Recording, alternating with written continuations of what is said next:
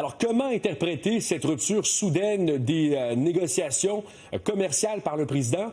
Est-ce que c'est encore une tactique pour mettre de la pression, Richard?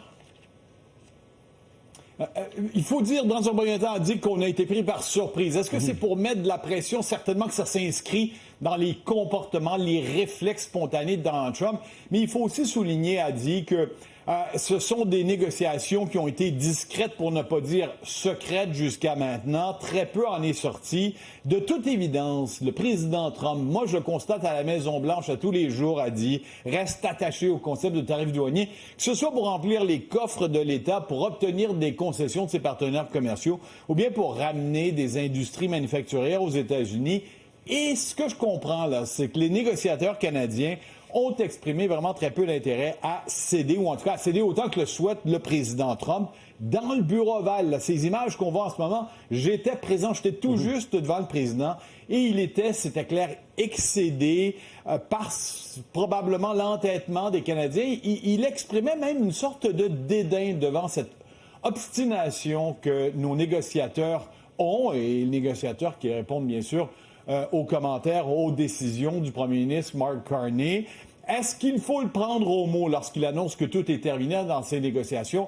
A dit, il ne faut pas perdre de vue là, que cet homme de 79 ans ne changera pas. Toute sa vie a été transactionnelle. Alors, il va continuer à faire dans le chantage, dans l'intimidation, pour certainement essayer d'arracher quelque chose des Canadiens. Ce n'est pas fini, à mon avis, mais il était, de toute évidence, excédé aujourd'hui pour en arriver à mettre ce message sur son média social qui a surpris franchement tout le monde. Bon, Richard, dans un autre dossier, on a appris que la Cour suprême allait limiter la capacité des juges à bloquer les décisions de son administration. Tout le monde s'entend pour dire que c'est une victoire importante pour le président.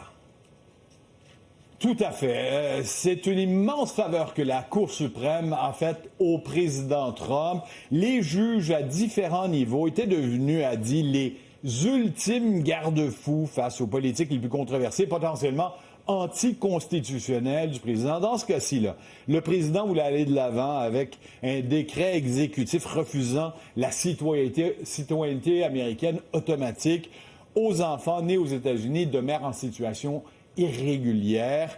Bon, il y a une injonction qui a été faite, qui a été imposée, qui a fait en sorte que sa décision soit suspendue à la grandeur des États-Unis. La Cour suprême dit, cette façon des tribunaux inférieurs d'étendre leurs décisions, ça ne tient pas. En d'autres mots, on vient d'éliminer, une barrière devant les efforts pour étendre la portée du pouvoir exécutif, de la présidence donc, et connaissant cette administration-ci et cette volonté justement de miner la crédibilité du pouvoir judiciaire, on risque bien de vouloir en profiter encore davantage pour prendre de ces décisions qui vont continuer de choquer et que des juges ne pourront pas stopper avant qu'on en arrive à la Cour suprême pour qu'elle tranche sur la constitutionnalité de tout ça.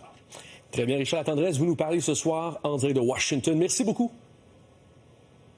Au revoir, Adi.